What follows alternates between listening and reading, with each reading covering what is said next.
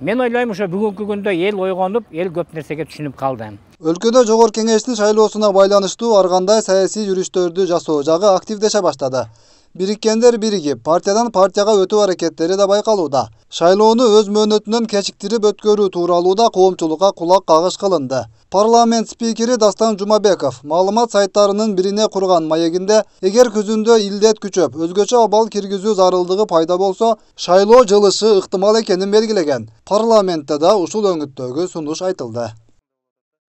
Парламенттик шайлоону жылдырсак, бир топ эле суроолор болушу мүмкүн. Коомчулукта парламенттик депутаттар, 6-чы чакырылыштагы депутаттар узурпацияны кылып атышат. Эл арасында болсо, чек ара көйгөйү эң негизги маселеге айланып турганын айтып, шайлоо тууралуу сөз кылууга да депутаттардын азыркы күндө эч кандай моралдык укугу жок болчу дегендер четтен чыгат. Ар ким өз камын ойлоп жаткан жакта.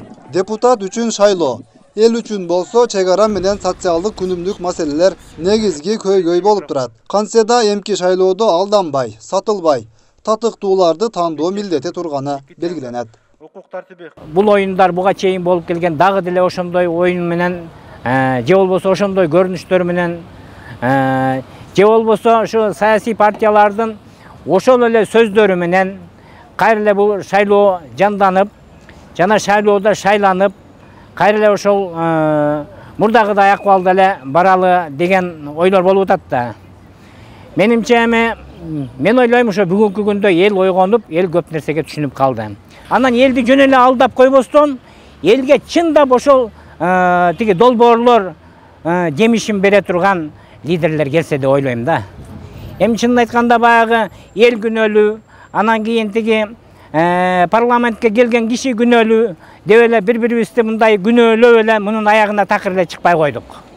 Эми чынына келгенде эл дагы өзүнүн учурунда эл да уялса, анан ушу элдин алдына келип өзүнүн обещание бере турган кишилер дагы уялса деп ойлойм да. Ушу эл үчүн, келечек үчүн, ушу биздин ушу өлкөбүздүн келечекте жашап калышы үчүн деп ойлойм мен. Дагы бир жолу айтарым, ушу парламентке бир ушу достойный адамдар келсе деп ойлоймун. Ушуну тилеймин көбүнчөчү.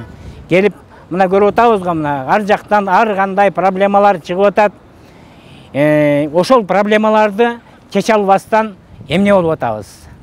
Эскерте кетсек, 26 июндан 6 июлга чейин шайлоо алдындагы үгүт иштеринин башталышы тууралуу президенттин жарлыгы чыгышы керек. Конституцияга ылайык Кыргызстанда парламенттик шайлоо 4 октябрда өткөрүлөт. Өткүрбек Рахманов, Замирбек Тойчубаев, Регион.